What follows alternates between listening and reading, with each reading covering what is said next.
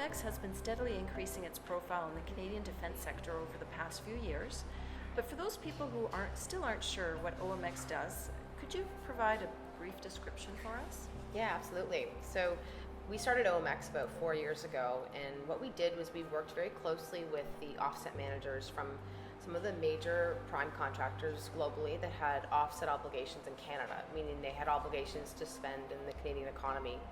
At the time when we started OMX, it was the IRB policy. So we studied that policy, we studied the process and exactly how it worked, and then what we did was we took best practices from technology solutions that were very prevalent in the consumer industry or in other industries like the automotive industry, and we applied those technologies to the very custom and niche specific requirements of managing offsets. So best practices from LinkedIn, from Salesforce, QuickBooks, data analytics, mapping tools, big data. So we used all those applications, but we built a very custom and niche platform to essentially manage offsets. So we have a marketplace on the front end. We have our RFP engine, which I know we're going to talk about later, and we've got offset management, tracking, and economic impact data analytics, meaning that we can actually estimate the full impact to an economy as a result of certain procurement activities. Now, if I'm the president of a small, medium-sized enterprise, what advantage would I have over a competitor that may not adopt your RFP engine? Right, so for SMEs, and we have over 2,500 that are active in our platform with data and profiles at over 46,000.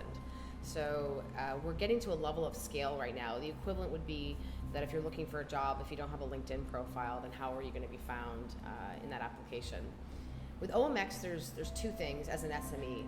The first thing is you can be found through OMX, meaning if a prime or a tier one, and not just the company, but the specific person within that company, so the procurement manager that could be based in Georgia or somebody somewhere in Europe, that specific person can then find you by having your profile and being able and having you respond to an opportunity they might have posted.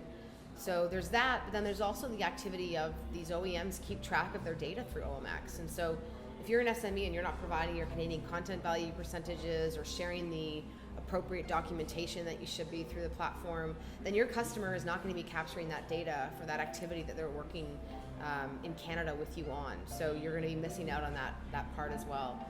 And you might not be capturing all the offset credits that you could be getting.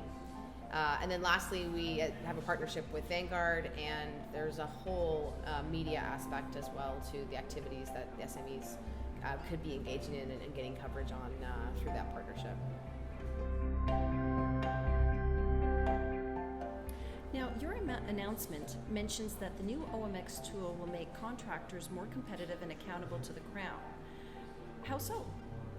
Right, so we are the only platform that first of all, provides opportunities to as many suppliers that would match certain criteria. So our tool is allowing large OEMs and tier ones to provide the most amount of opportunities around Canada, across Canada. And then it's producing the data on where those specific opportunities were provided, to whom, to what locations, what percentage were small, what percentage were Aboriginal owned, etc. So by using OMX, OEMs and tier ones can provide the most amount of opportunities across Canada and then produce the data and infographics and maps to prove and show where those opportunities were provided. So under the new value proposition now, if a company's being evaluated based on how many transactions they've identified with companies, how many opportunities they've providing open access, then the tool will do that. It'll also make you more competitive by reducing your costs, your supply chain costs. Most defense companies tend to be systems integrators, which means that most of their IP is in their supply chain. It's in their ability to source effectively. And there's a lot of money on the table there that by using a simple tool, we're the eBay of offsets, by competing multiple SMEs off each other for basic drawing packages, you're going to be more competitive in your supply chain. Also, so many companies are using us to properly calculate and communicate what their economic impacts what the economic impacts have been to Canada as a result of a certain program. And so companies that are not doing that now, government is getting used to receiving this information communicated to them. So if we were to award you X contract, where is the work going? What is the total downstream impact to the economy? How are tier 2s and 3s affected? And so there's a lot of work that can be done there, and data is really your competitive advantage.